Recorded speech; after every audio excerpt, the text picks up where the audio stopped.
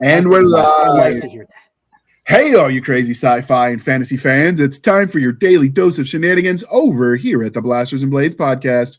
Just a couple of nerdy veterans and one chaos coordinator geeking out over our science fiction passions and fantastical fantasies. A place where magic is king, the sky is the limit, and space is the place. We are the podcast that puts the fun in dysfunction. So without further ado, first we'll address the elephant in the room.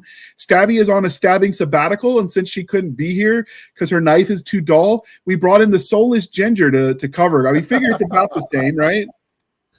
Works for me.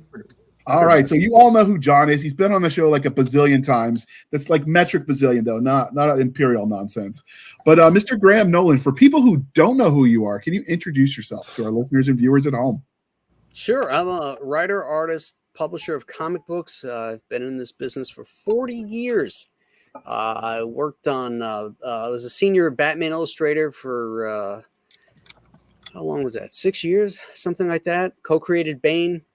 Now I self-publish my own books under my own company, Compass Comics. And it's all I ever wanted to do from the time I was 12 years old. I had no plan B. And so here I am 40 years later, still doing it. Nailing it. Outstanding. I mean, that's some going. I guess at this point, everyone who said you wouldn't make it can like kick rocks, right?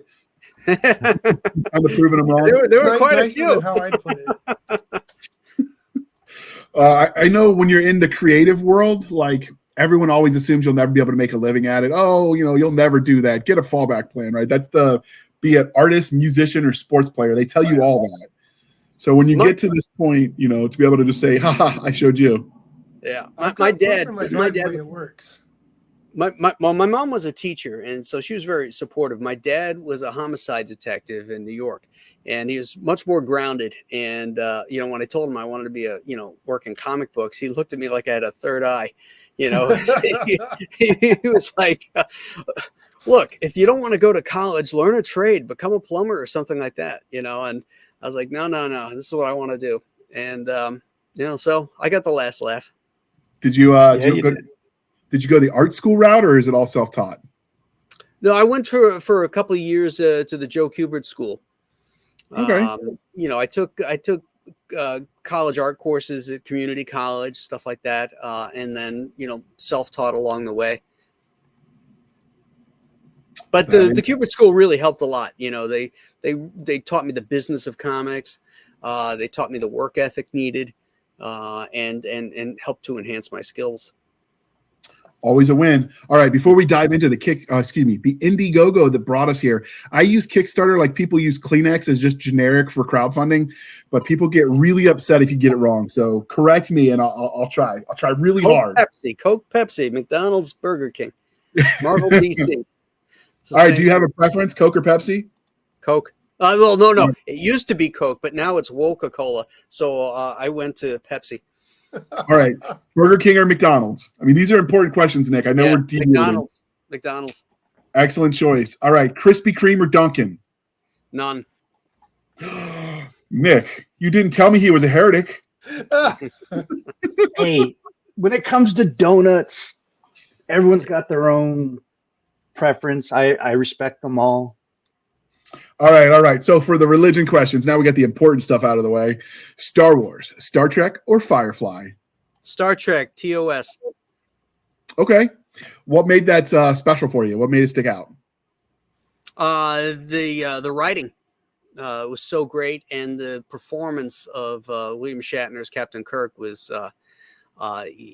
just amazing. I still look at it and I marvel at, especially that first season. There's a lot of nuance to his character, and it went into the second season, third season. They changed producers, and there's a lot of stuff that went on, and he got a little out of control, little hammy in places. But the guy was a master. It was great. Did you like the first few episodes where they had Captain Pike before, obviously, they moved to Shatner? Well, just one. It was the Cage, yeah. Which was the first pilot. Yeah. It was okay. I could see why they didn't pick it up. Pike was somewhat not likable. But it was interesting when they did the second pilot, Where No Man Has Gone Before. Shatner's Kirk was fully realized right from there. When they did the next episode or the first episode of the series, the Corbomite maneuver, Kirk is dead on. He's got it, and the character was locked down. Whereas in a lot of shows, you see the character evolve and change, or like Spock, for example. Spock was different in the Cage than he was in No Man Where No Man Has Gone Before. To the Corbomite maneuver, he was different in that too, and then he started to lock in his character. But Captain Kirk was right there from the get go, which is really cool. Yeah, right out the chute. Mm-hmm. Just nailing it. Okay. I don't know why I thought there were 2 episodes with Pike, but you're right. I think it was just the pilot. But either way, the uniforms were different too. That I remember. Yep. Which was kind of neat as well. Yeah. It had some Forbidden Planet vibes to the uniforms in the beginning. Yeah. Oh yeah, the whole transporter thing was like from Forbidden Planet. It wasn't a transporter, but they had those tubes that they stood in, and they had the sparkly stuff, and that was a big influence on Roddenberry on the look of Star Trek was Forbidden Planet. All right. And because we are polytheistic, no answers are forbidden. Game of Thrones, The Wheel of Time, or Chronicles of Narnia? None of them. Okay. What would be your fantasy of choice? I'm not really a fantasy guy. I like if you're talking about books, or if it's books, then I love Robert E. Howard stuff. The Conan books. Okay. If you're talking movies, I like the Lord of the Rings movies. Okay. Well, that's the reason we picked the properties we do, which kind of limited us.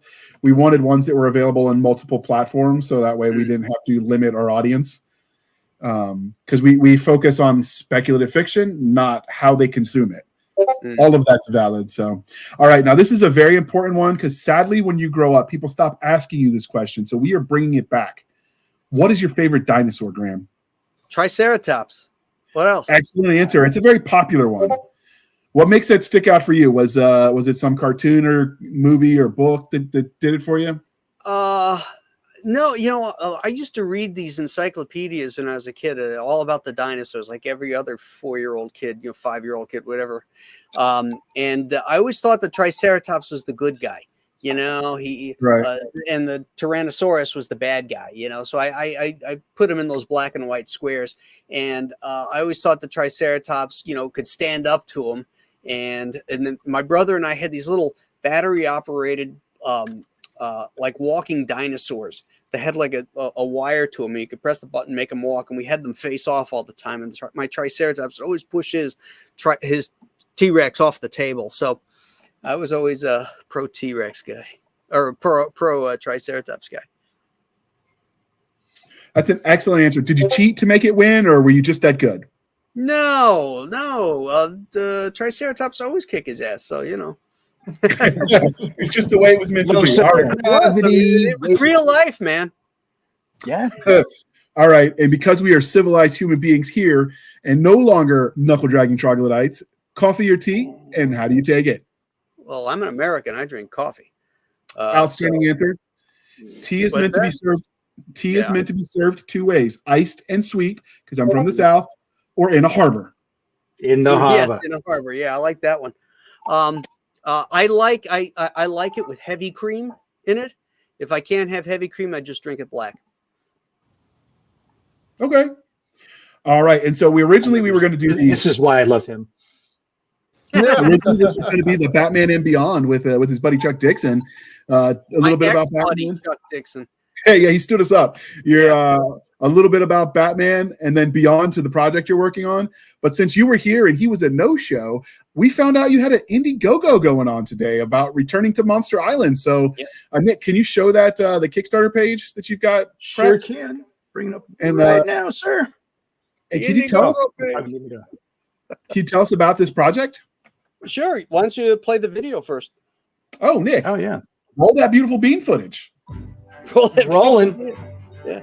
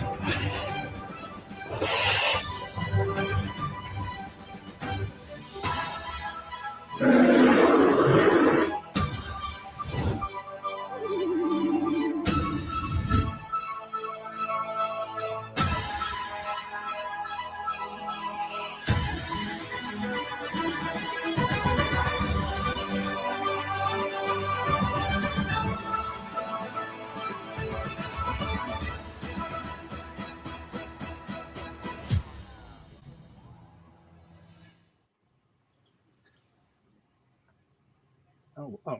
Wait. And there we go. Yeah, this is a sequel to my original Monster Island, which came out in 1998.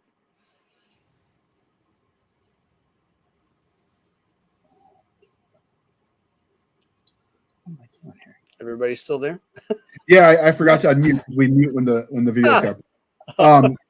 Does it take off? Does it pick up exactly where the last one left off, or does you have a time lapse? It starts off exactly where it ended, and then there's because the original was done as a black and white, and so the first page is black and white to tell you that it's picked up right where we ended off, and then we snap to color, and now 2 years have passed, and our characters are still in the Navy, and the island returns. Monster Island returns. Monster Island is a repository, is what it is, and it's run by these capitalists called the Gooch, and they go around the universe collecting monsters off of planets because they're pains in the asses, and they expect to be paid for that, to house them on this island.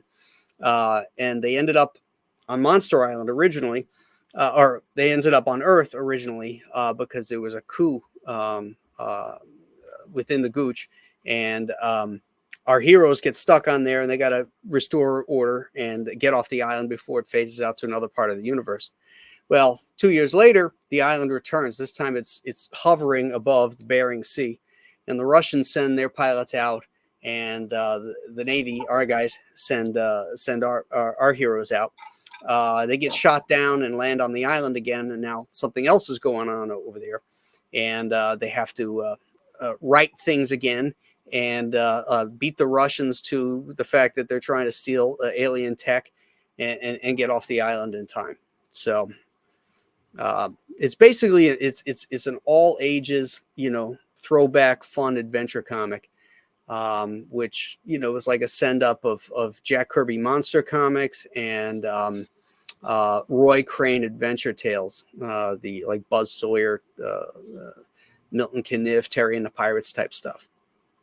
Yeah, the classic fun stories in comics. Yeah. There's no polemics. There's no messages other than pure adventure and fun.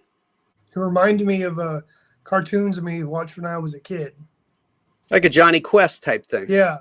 Yeah, Oh, yeah. People have made that comparison. That it has kind of a Johnny Quest vibe to it, and I'll take that because that was a great cartoon.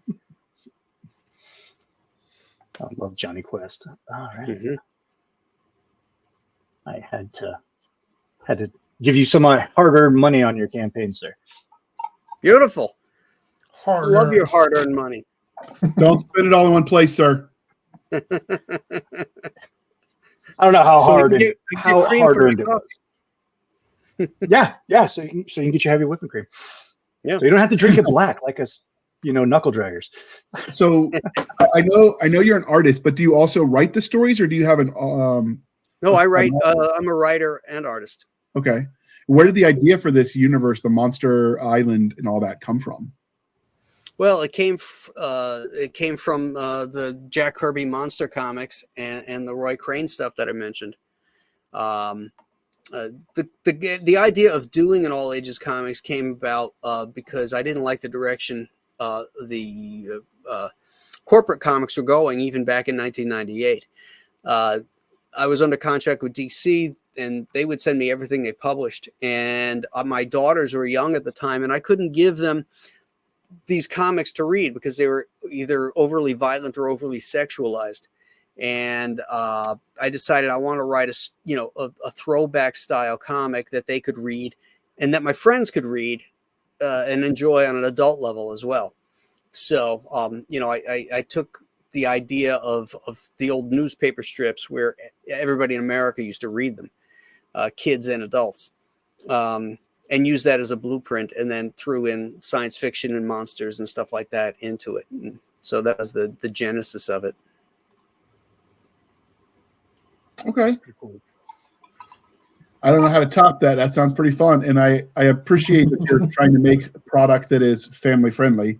That can be sometimes hard to find in certain spaces. Oh, yeah. Yeah. So what would you say the rating? You mentioned that you wanted to be able to show your kids. Would you say it's PG-13, just PG? Like, what would you rate this? PG at worst. Maybe because of the action in it. But yeah, definitely it's definitely for all ages, and any kid could read it. It's awesome. I can't wait to get it. So is it already done, or is the Indiegogo funding the creation? I know some people, finish it and then they do the campaign. Some people. This one is done. Typically, it's not. Typically, you get started on it after the funding is done. But this one is done. The files are just about ready to go. So it'll be a relatively quick turnaround. September is the listed date for fulfillment on it. But that's only because dealing with printer issues, I hedge my bets, but likely it'll ship long before that. All right. Well, getting into my hands earlier is always better than later. Getting in the reader's hands. So I know some comics, I've learned this through Nick, some of the comics will have special covers if you back like at a certain level. Is that something you're doing, or are you going with a standard cover? Well, no, there's variant covers on this as well. There's stretch goals, which we've hit already, so that everybody benefits from it. When we hit 90,000, everybody's going to get an Escape from Monster Island mini print. There's been upgrades in paper, upgrades in printing techniques on it. And when we hit the 100,000 mark, which is about 8,000 away, an 8-page story, an extra 8 pages is going in that I'm doing called Kirby's Cigar. And it's a short story that's sort of a satire and an indictment at the same time of the comic book industry.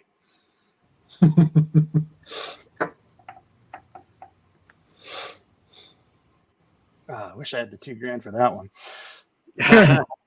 Oh, the commission level, yeah. Yeah, so you're already proving, if you listen to conventional wisdom on the talking heads that go on the various entertainment news, they would tell you that comics were dead and you can't really make money at it. But between you and the Rippaverse, you're kind of proving that there are people out there that still want to read stuff. Oh yeah, the corporate comics have ostracized an entire generation of readers that are craving good stories, good entertainment, fun, excitement. They don't want to be lectured to. They don't want to hear your shit. So that's what I'm doing. I'm filling a niche. Nature abhors a vacuum, and there's a vacuum right now. And I'm poised to jump into it. And I've created this universe that this is like the 6th or 7th book that I've done. And I'm not doing superheroes. This is all a supernatural sci-fi monster universe. Like the one I'm doing with Chuck. Joe Frankenstein is part of this. I just finished Ghosts of Matacumba Key, which is we're fulfilling that right now. And then I had Alien Alamo, which was a sci-fi western, and then the Chenoo, which was a straight up rated R horror tale. Ooh. So yeah, if you like that kind of modern day straight up horror, the Chenoo is for you. Oh yeah, me and Stabby are huge horror fans. Oh, cool. So and all the previous published books of mine all go up on the Compass Comics website. Once backers are fulfilled, then they'll go up on the website. So the only one that's not up there is obviously Return to Monster Island, because that's still live, and the Ghost of Matacumba Key, because we're still fulfilling that. So I don't sell to anybody until my backers are completed. Yeah, I have the same philosophy. Before I put anything on my website. Yeah, it's kind of shitty if you do it the other way around. Right, or you sell it at cons and backers haven't gotten their stuff yet. Oh yeah, that's out. Just a death. Yeah, you try to stay away from that. What I really like is that it's getting away from superheroes, capes, and cows. I think there's probably a little bit of fatigue going on with superheroes right now, mainly because of the MCU. Yeah. But this Yeah. going back to adventure tales is what really intrigues me about this. I remember, reading older comics that my dad kept. So I read like the Lone Ranger and the Shadow. Oh yeah, yeah, yeah. Sandman, the original Sandman. Mm-hmm. So I loved, and I'm a huge fan of noir too. So I'm actually seeing that starting to come back. So I'm a huge fan of that. And what's good because superheroes will get their turn in the cycle again, but I really want to see more of this. The action adventure, the damsel in distress, the crazy monsters. Yeah. It looks like you've got everything going on here in that book. Oh yeah, and romance. And romance. Yeah, and romance.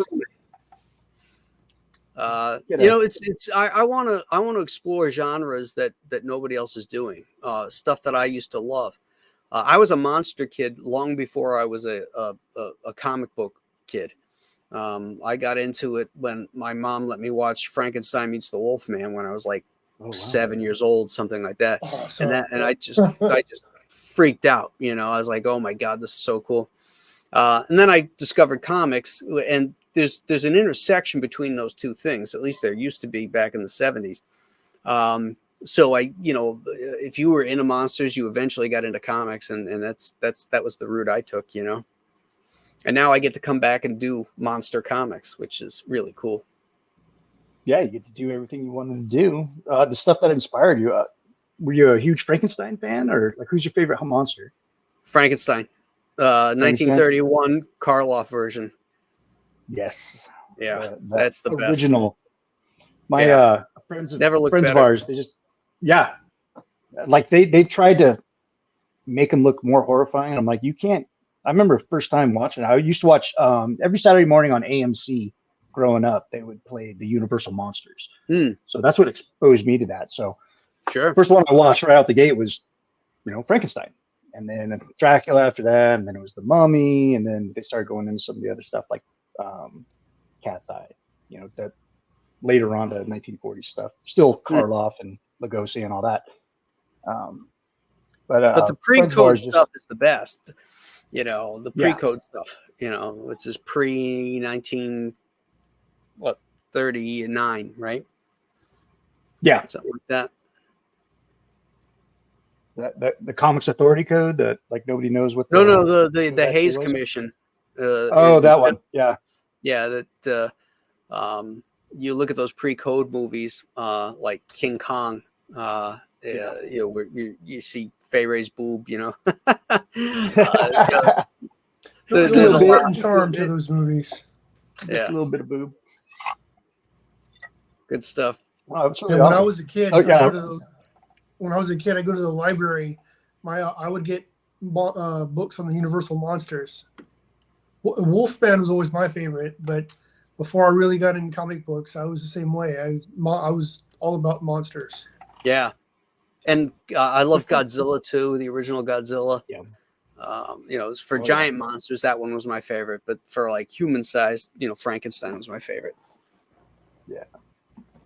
I've done a few of these interviews, especially with comic book professionals, either on the show or, at cons, because I'm inquisitive. I want to know more about what made them tick. And I'm finding that there's like a universal thing amongst all of us, especially guys that are 40 and older. We all love the Universal Monsters. We love drawing. That was probably our first, couple of notebooks or drawing books was filled with those monsters, and then trying to create your own monster. And then at some point we discovered comic books. We're like, oh, that's cool. All right. And then we start drawing our comic books. So no, it's really cool to see that. And then Star Trek. That was the next one. That was monsters, comics, and Star Trek. In that order. Yeah, I didn't really. I got into Star Trek much later in life. It wasn't one of my like core memories in the beginning of like how I got into creative stuff.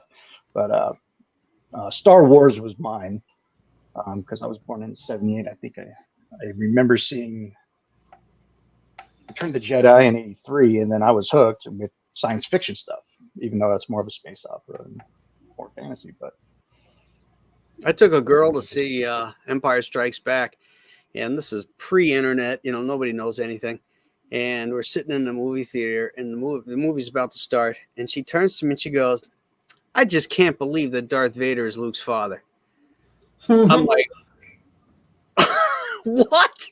Are you what the kidding?" hell? how do you know this? I haven't even seen this yet. Needless to say, that was our last date. Oh yeah, absolutely. But back to the streets with you.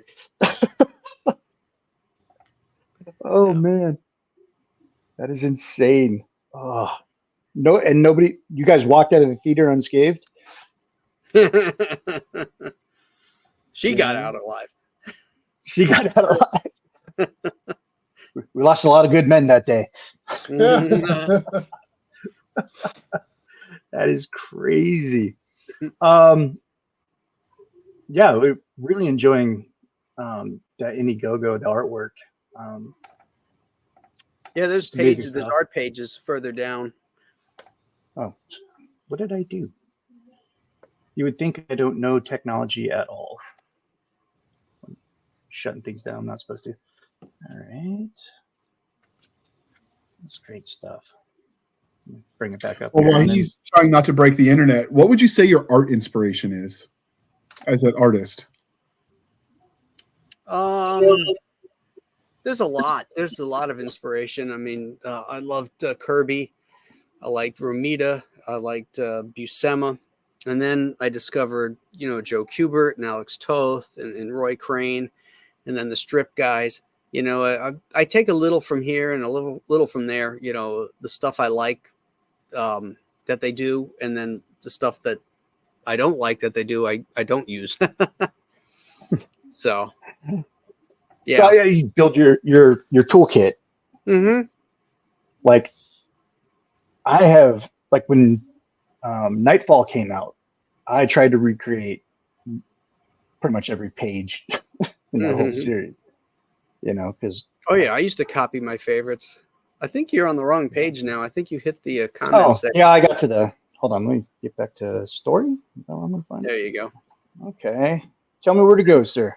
Just go straight down towards the bottom. You'll see there's like 10 pages of the original art from the inside to give people a taste of the story.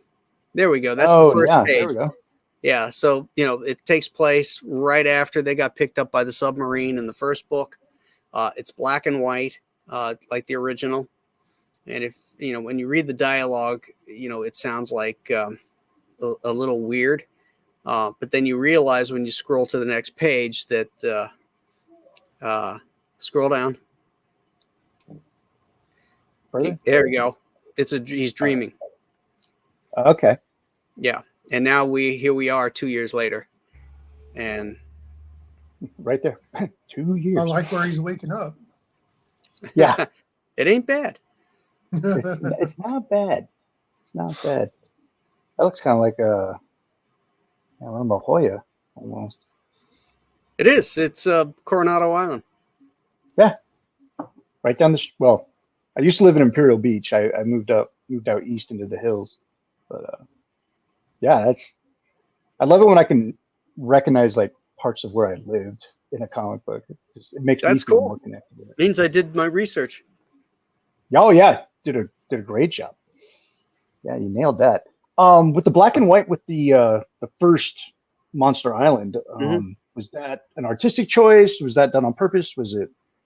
Yeah, it was done because, as I said, I loved the Roy Crane Buzz Sawyer strips, and I wanted it to look like that. And Roy used to use something called Duo Shade.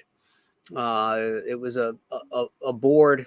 This is not Duo Shade. This is because when I did this, Duo Shade no longer exists, so I had to recreate it in Photoshop.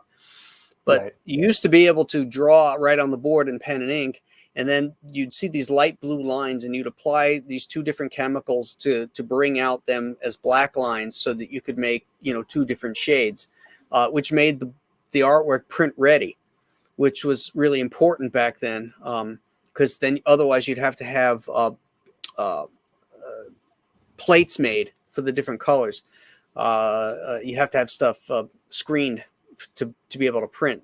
This is going back a long time now, and with Photoshop, printing techniques are completely different. So I did it that way so that it would be easier to print, be less expensive to print, and it would also be reminiscent of the Roy Crane stuff.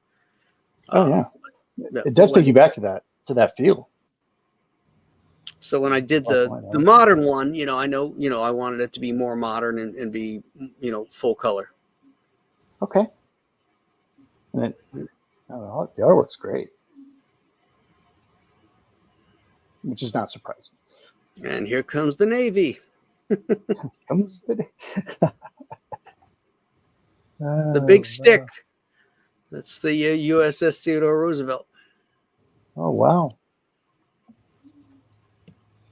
Have you been honored to draw, or did you just use pictures as reference? Just use pictures for reference. But I do a lot of research. It was interesting. When I did the first book, the Navy Interceptor was the Tomcat, which was a 2-seater. And now they use the F-18, which is typically a 1-seater. And I needed to get the two of them together. So there is I researched it and I found out there's a modified F-18, which is called a Growler, and it's a radar jamming plane. And so I had them get into the Growler so they could be in the same plane together when it gets shot down. Well, I mean, goes to show you, research is king. It's like, I need this to happen in this story. I need these two people to be together when it gets shot down. There's got to be something out there for me. Yeah. Yeah. I also, I talked to a buddy of mine that was in the Navy, and, when that helicopter comes, originally I had him say, oh, yeah, here comes the chopper. And he goes, no. The Army calls them choppers. The Navy calls them helos. Yeah. I'm like, oh, that's good intel. Okay. Yeah. That is not something I picked up on too. I would have called it the wrong one, clearly. Yeah. Well, I used to call them birds. I heard early birds too. Yeah, the birds. But that's because of an era. The bird is the word. We grew up with that. So. Mm-hmm. So do you plan on doing a third volume of this? Since clearly that's third one at the towards the end of the year, I'll do another Indiegogo for the next one, which is Escape from Monster Island. Okay. That would be the third part of this trilogy. That seems like the natural title course.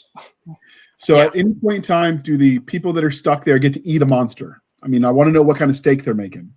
I haven't done that yet, but I still got one more book to do, so there's time. Might throw it in there. Oh, wow. There you go. We don't even expect credit. We'll just let you do your thing and glory at the art. I'll throw money at it because I got to complete the set. You got to complete the set. Yeah. Okay. So what made you choose Indiegogo over some of the other crowdfunding platforms that are out there? Well, at the time, Kickstarter was gatekeeping against conservative creators. They had some people there that were doing some nasty shit. So I chose Indiegogo because it seemed the better of the two. And it was, but then the people that got fired at Kickstarter, eventually it probably ended up at Indiegogo, and they started some of the same crap there. So, it's my fans are used to going and using Indiegogo, but I'm not married to it. If I can find a better platform, I'll use it. But right now, that's the one I choose. Yeah, and a lot of conservative creators have great success on that platform. So this is obviously the second volume. If people don't have the first, do they just get it with this one, or would you recommend them buying it directly from your website? No, get it here so that your books match up. There's a package deal on the right-hand side there. There's one with a sketch that's right at the front, but they have them without the sketches where you can just get the two books together. That's the one I took. Cool. I was like, I get books 1 and 2, done. And then I saw that you had challenge coins, and I'm like, damn it, I gotta go back. So, oh yeah, here it is right here. Oh, hold on, let me put you full screen so we can see this. Give me just a second. Wow. Solo layout. Oh, that's kind of cool. Look at that. Yeah, Most these of are them really are great. Any challenge coin I got. Look at that. That's Look at that. It's got gold on it. Ooh, it's got some heft to it. Oh yeah. That's a big one. Yeah, it's this I think this is the 2-inch coin. Yeah. And it is heavy. This you drop this on a table. Oops.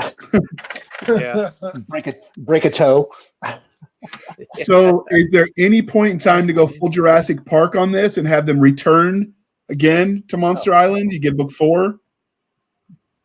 Yeah, I mean, this will wrap up this part of the storyline, this trilogy that stars Mac and Duke. But the island's the island, and as I said, it goes all over the universe.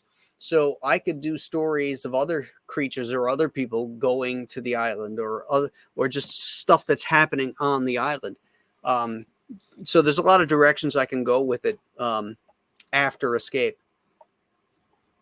You could probably do a prequel, I would think, like other humans that have visited that island throughout human history or something like that. No, probably not. I'll probably go forward, not backward. Yeah. All right. I am doing a prequel to the Chenoo, though. That one's going to be called Chenoo 77. I should call it Disco Chenoo.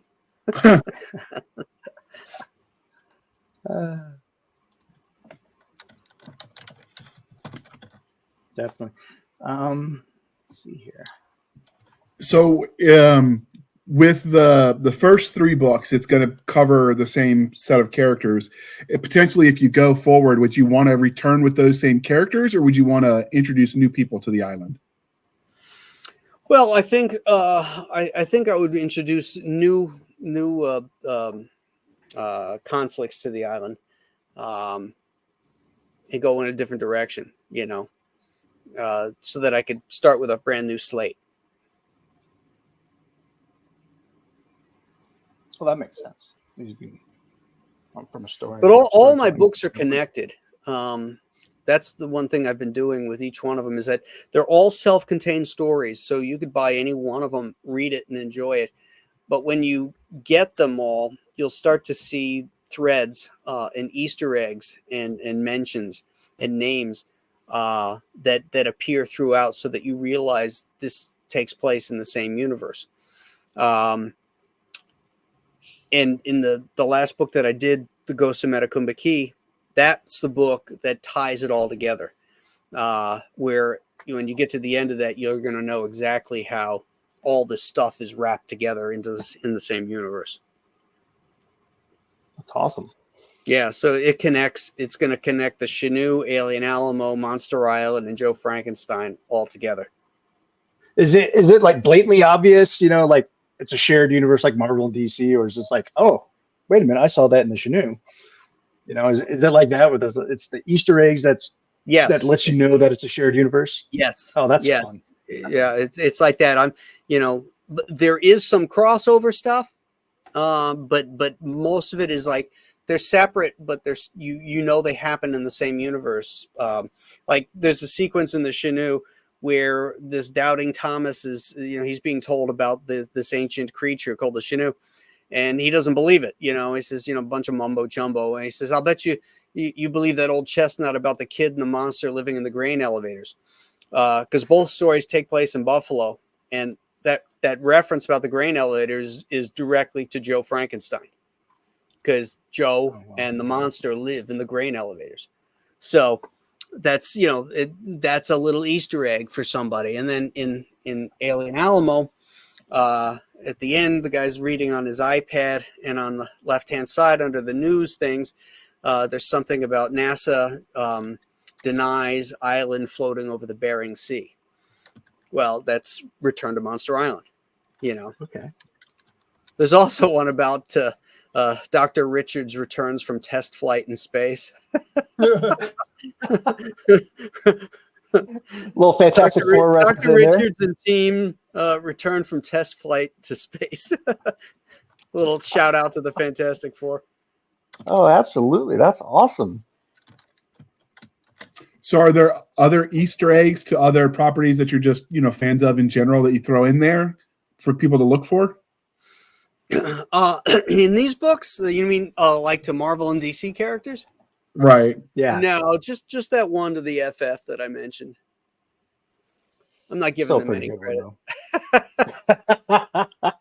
As well, you shouldn't. Yeah. Not anymore, anyway. Yeah. It's ruining my favorites. They destroyed those companies, so they can, be hoisted on their own petards. It's sad I barely even recognize books I grew up reading. Yeah, exactly. I don't recognize any of these characters. We were just doing a show before I came on here. We're talking about, Wonder Woman and Superman were getting a pedicure. A pedicure. Wow. Yeah. Superman. Well, that's interesting. So we'll talk about something that's way cooler than that. And we're going to talk about your comic. Do you have a favorite character in this book? I always like drawing the girl characters. So, Mac, the girl is my favorite to draw. Is there something about her that makes her your favorite, or do you just in general from an aesthetic purpose? Because she's a girl. You sure you weren't in the infantry, sir? I should have been. You'd have fit right in. I had a buddy of mine was a Vietnam combat vet. He said to me one day, he goes, "You should have been a Marine." I said, "I'll take that." It's a pretty good compliment. It is. I took it very highly. I'm gonna you should be an airborne ranger. If John hadn't been here, I'd have told you it was an insult. But since he's here, I'll be nice. Mm-hmm. Were you a Marine, John? Do you find? Yeah. Do you find it difficult to work outside of the crayon medium, or do you want to eat them most of the time as opposed to drawing them? He's giving that special salute. Oh yeah, my favorite. So do you plan on taking these universes that you create that all tie in together outside of the comic medium? Maybe do like a graphic novel, an extended book, or write actual. These are graphic novels. I mean, they're all 72 to 80 pages. I might do. Well, I definitely will with Monster Island. There'll be an omnibus that'll collect them all together in hardcover. I'm going to do the same with Joe Frankenstein. Because we're going to be doing multiple issues with that. And as far as other media goes, I don't seek it out. My focus is on the storytelling in comics. And if anybody wants to do an animated series or a movie or a TV series about that, they can contact me. But I'm not seeking it out. I think Apple TV should get in on this because they just finished doing Monarch. I think that was really good. This would fit right into that kind of pastiche that they've got going on. Well, yeah, the production companies that they use. The original Monster Island was actually going to be optioned by DreamWorks. I had a call from an agent at CAA, and she said that she took the book to Steven Spielberg and had him read it in front of her. And when he was finished, he said, we should have ended Jurassic Park 3 like this. He loved the ending. Oh, wow. Oh, yeah. That's awesome. Yeah. That's so they, praise. we were going to contract on it, for the option. I talked to their attorneys. I told them that I wanted publishing rights, blah, blah, blah. Everything was cool. And then I waited a few days, didn't hear anything. I call back. I eventually get the guy, and he says, it's a no-go. I go, what happened? He says, well, the guy who was, running it, who was pushing it through, he got fired. And so everything goes when somebody is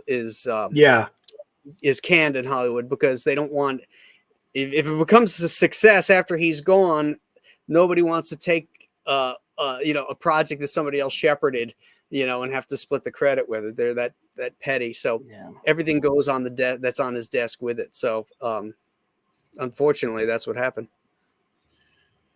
So when you draw, do you tend to have like like actors or models or whatever in mind when you picture it to kind of help you create it, or do you just draw what's in your head and you don't really use? It depends. When I'm creating the characters, I think of types. Sometimes I cast them. When I came up with Joe from Joe Frankenstein, I clearly used Justin Long as the model for that character because I thought he was perfect. This one, Duke, the blonde-haired guy, I actually modeled him after a friend of mine, and Mac was the girl was modeled after the Buzz Sawyer character that I really liked. But yeah, sometimes I cast old actors as my facial models or body types. I've done that a few times with my characters, and then do you have like in my brain they age out, which is weird. Like, do you have like a voice in your head when you picture like what they might talk like or sound like to help you? No, I don't. To be honest, when I hear people do voices of characters, I'm like, that's not what I hear. But then I don't really hear anything. It's just like I just know that it doesn't sound right when I hear it. It's weird. So when you were drawing this Monster Island, do you have a favorite monster that you've drawn into this one? Yeah, there's a monster called Horn Dog, who's actually going to make an appearance in Return to Escape from Monster Island. He's not in any of these pages. He appears later on in the story. I really like being a journalist. Fun Kirby style monsters, big giant things with bulky, nice, powerful. Can I just give you? I really appreciate that the color schemes that you use to kind of subdue the way you did it. It works really well when you're colorblind. I can actually see the pictures. I can't always in some of the comic books Nick has had people on for. I'm like, I assume there's a picture there, but my colorblind ass can't see it. Gotcha. So I really dig it. When I send him drawings. I sent him drawings with color on it. He's like, I don't know what's going on here. And I'm like, oh yeah, you're colorblind. Hold on. Let me switch some things up real quick. Well, if it's any consolation, I can't tell either half the time because the coloring is there's no color theory. They're just coloring everything and they're modeling everything. So everything is flattened. So you're not getting any sense of depth in the illustration. So everything flattens out and becomes on the same plane. And that's a real issue. The guy who did this, I think he did some nice separations between background, foreground, and middle ground. I think that's probably why you can see it as clearly as you can.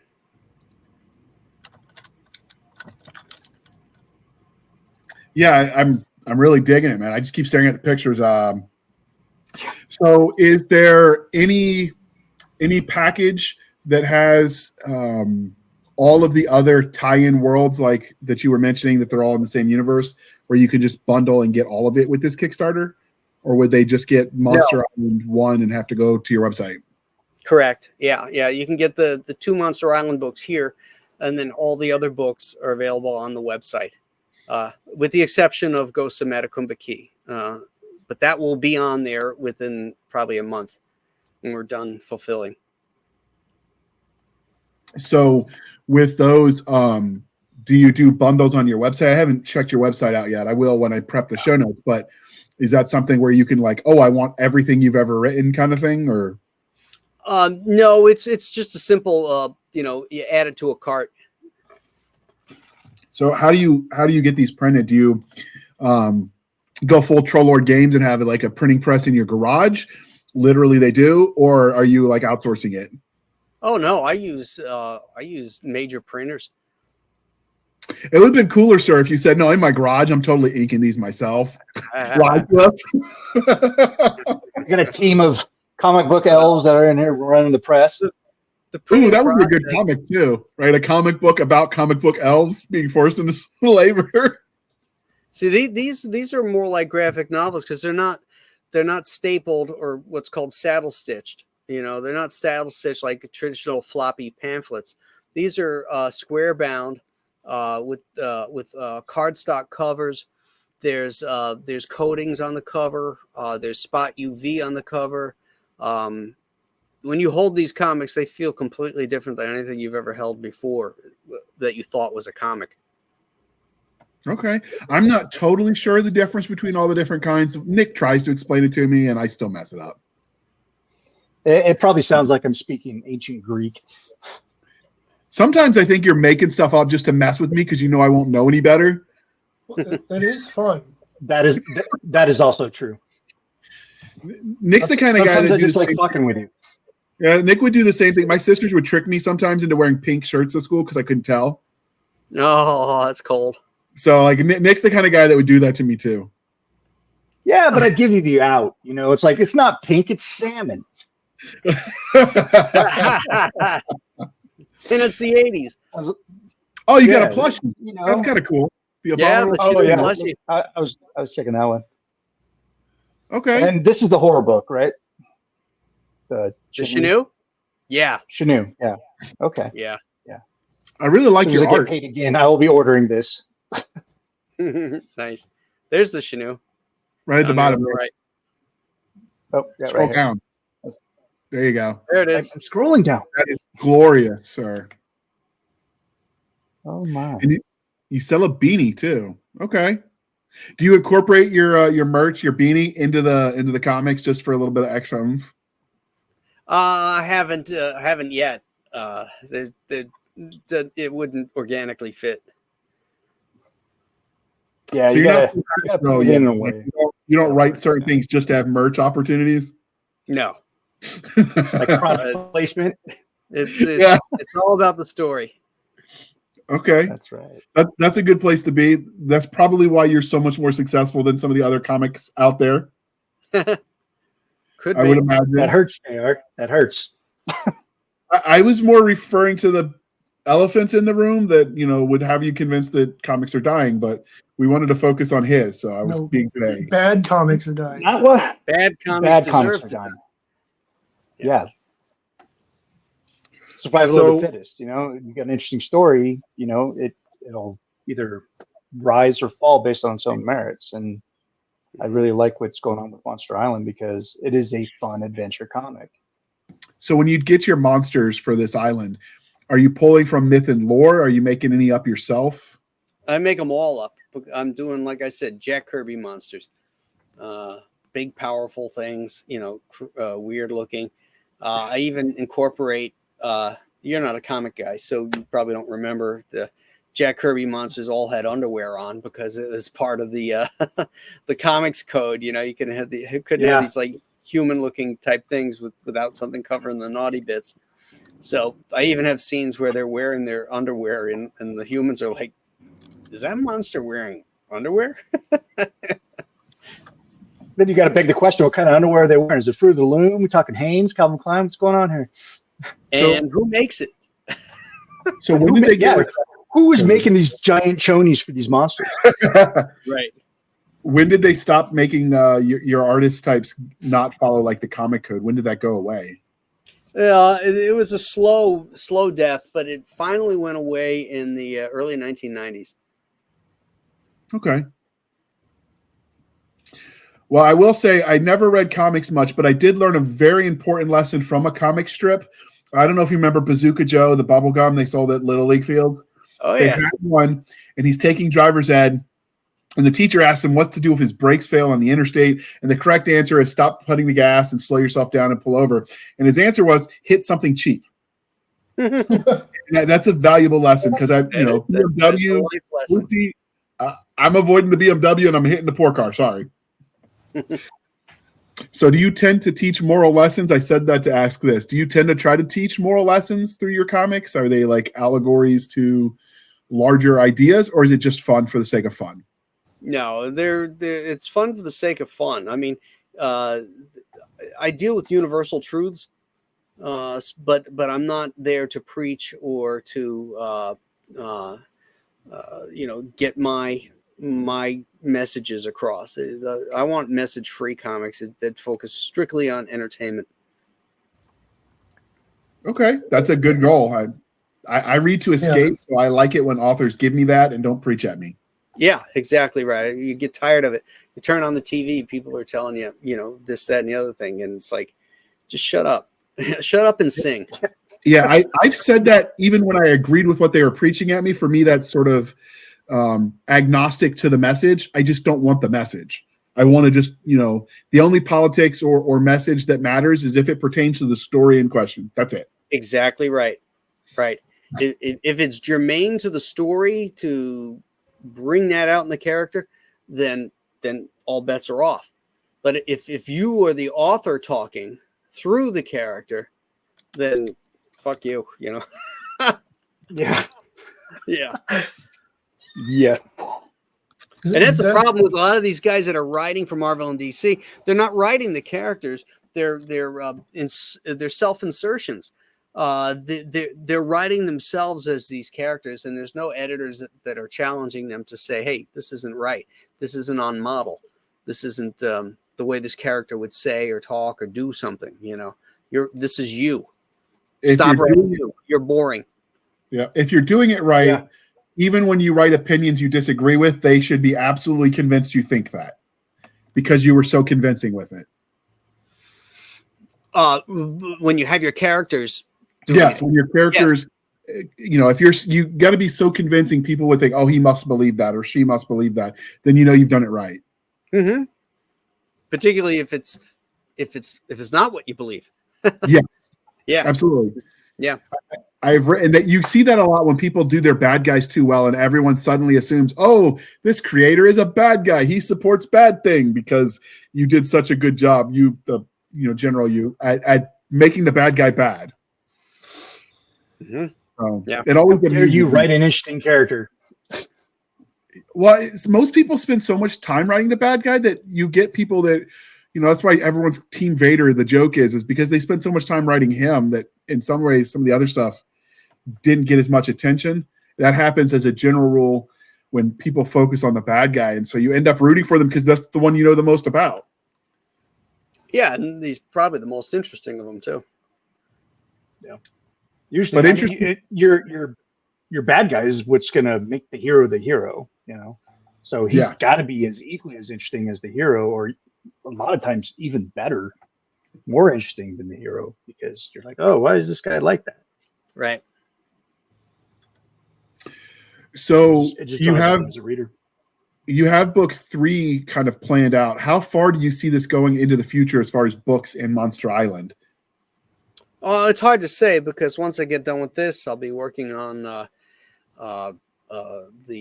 Shinu prequel, and then I have the third Joe Frankenstein installment. So because the Shinu and Monster Island, I write and draw it. I do everything on it. They take a long time to complete. So, and I like bouncing around to different things. As I get tired of working on one thing for a long time, I can go off to something else and start something fresh. And the artwork is fresh and the story is fresh, you know, because I'm using different muscles to tell it.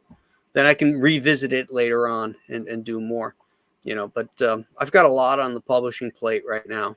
So right now the goal is to get the third one out and then move on to some other things and then revisit it later. So do you ever write from the monsters POV, or is it always from the people trapped on the island? Well, so far it's been from the people on the island, but it's not to say that I couldn't do that later on. Okay. When it comes to monsters, there's a trend on some ends. They try to keep it as off screen as possible to build the suspense and make it scarier. And the others, they show you all of it right away. Do you have a preferred approach when it comes to dealing with the bads? Depends on the type of story I'm trying to tell. With the Shinu, there's a lot of stuff where we don't see the monster, especially in the beginning. And it's terrifying. A guy's head will just come flying off, you know, and you'll just see a swoosh of a claw, you know, and you're blinded by the blizzard that he's in, so you don't see it. Quality entertainment. Yeah. But then when you're doing stuff like Godzilla or, you know, giant monsters like Monster Island, you know, that's the money. You want to see the monster, you know. So those, you know, are less nuanced. You know, it's like, you know, bam, there's the monster. Okay. Any plans on the future of having like action figures, more plushies or whatever of the various creatures you're putting on the island to decorate your office with, of course, not to play with? No, that's a lot of work. Just getting that plushie took a year and a half to get completed. Oh man. From design to production and all that kind of stuff. If I had to do like PVC figures or something like that, for one thing, you got to deal with China. I don't like dealing with that. I try to do everything in the U.S. From all my source stuff. Even like these challenge coins, you know, I found a company in the U.S., but then when they got shipped to me, I found out they shipped them from China. I was pissed. But my shirts are all made in the USA. The plushie is you know, it's the materials were sourced in China, but they were manufactured here in the US, so I can put a made in the USA label on it. But my printing is all done here in the US. I try to keep everything here in country because I think it's important to keep the jobs here. Oh, absolutely. I agree, and I appreciate that. All right, so 100% American made. Right now, this has 5 days left. I'm going to air this as soon as we get off. I'll track down all your social media links, and we'll just go ahead and air this today. Take that, Chuck. You snooze, you lose, and so he's taking your spot, and we're pushing you back a day. That's it, Chuckles. But was there anything we that just you want Chuck Dixon? That's awesome. You snooze, you lose, right? So was there anything going in my journal tonight? Is there anything about this Return to Monster Island that you wanted to tell us that we haven't asked? Because we've kind of been all over the place with it. Oh no, I think we covered it from soup to nuts. That is not an expression I've heard before, but I'm going to steal that and write it down for later. So I appreciate that. You never heard that? You've never heard that? How long were you in the infantry? You never heard from soup to nuts? No. I heard top soup 5 NCO sayings. Clearly, we had different NCOs. Mine was a NOM vet who put in his 30 years in the Army, said, no, you're not done yet. So I heard a lot of this dog won't hunt and it would behoove you. You knew you're in trouble if they said it would behoove you because that's when shit's about to get real. Behoove you. About to drop some wisdom on you. Yeah, that's usually the equivalent of you need to pull your head out of your ass. Or your mom calling all 3 names. Yeah. No. So obviously we will link to the Kickstarter. We did not air a commercial break, dear listener, if you caught that. Indiegogo. Yes, because the Indiegogo funding is our sponsor day. We want you to go and back his campaign and indulge in all the monstrous goodness or badness, whatever. Monsters are cool. So support how can independent comics? That's the whole key. Support the independents. That's right. Absolutely. So how can listeners and viewers at home find you on the wild interwebs? And then we'll link to all that in the show notes. Sure. I'm on Twitter, Instagram, Facebook. I have a YouTube channel. It's Nolan vs. CC on YouTube. I think, and then of course, compasscomics.com is my company website. Okay, you make it really easy for me. I will track all those down. And John has been so in awe; he's just been kind of taking it all in. He's a strong silent type. Mostly when they sucked his soul, they took his tongue. I think when they made him a ginger. But John, my ex-wife got that in a divorce too. So how can listeners and viewers find you at home? I'm Seclusion Studios on all the main social media sites. And I'm doing a book called Exodus Z right now. I'm on page 8 of issue number 2. So things are coming along pretty nicely on that.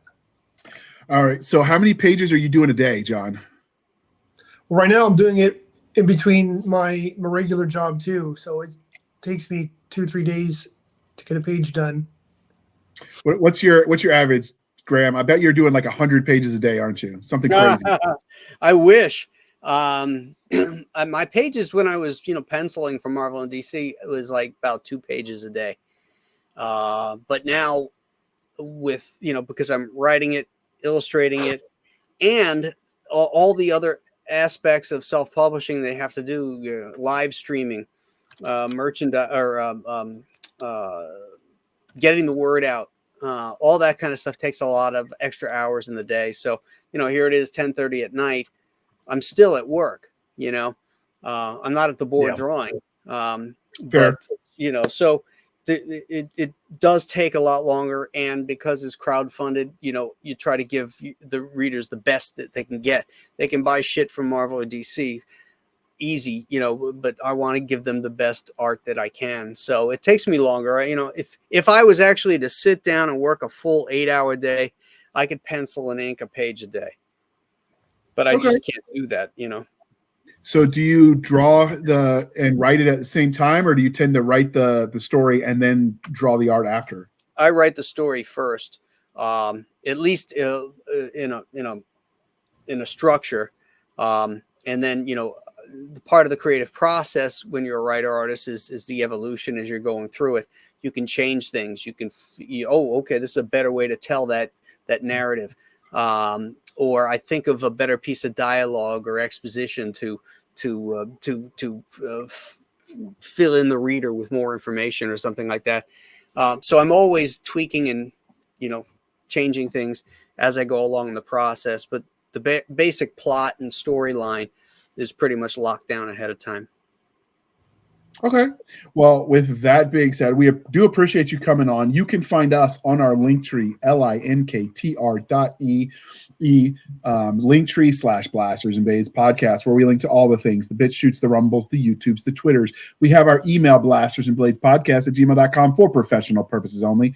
We have our Facebook group and Facebook page. And more importantly, we link to Madam Stabby Stab's Instagram, Twitter, and email. And for some reason, Nick, I think fans like her more than they do us, and that's a problem. Yeah, it's because she's pretty. That does help. All right. We have our website at anchor.fm/blasters-and-blades. Again, anchor.fm/blasters-and-blades, where for as little as 99 cents a month, you can help keep the lights on. Every penny helps, and we greatly appreciate it. You can support the show more directly over at buymeacoffee.com/author J.R. Handley. Again, buymeacoffee.com/author J.R. Handley. Be sure to put in the comment section this for the podcast, and I will keep my co-hosts, Nick Garber and Stabby McStabstab, duly caffeinated. They will drink until Coffee Brand Coffee runs out of American-made coffee. And I don't know that that's possible. Before I do the wrap-up bit, Nolan, you have to know, right as we were interviewing, I shared your Kickstarter, your Indiegogo, and one of our followers said, you really should interview Graham Nolan. He's a lot of fun. All right. With that, you should mention that. Yeah. Thank you for spending some of your precious time with us. For my crazy co-host, I am J.R. Handley, and this was the Blasters and Blades podcast.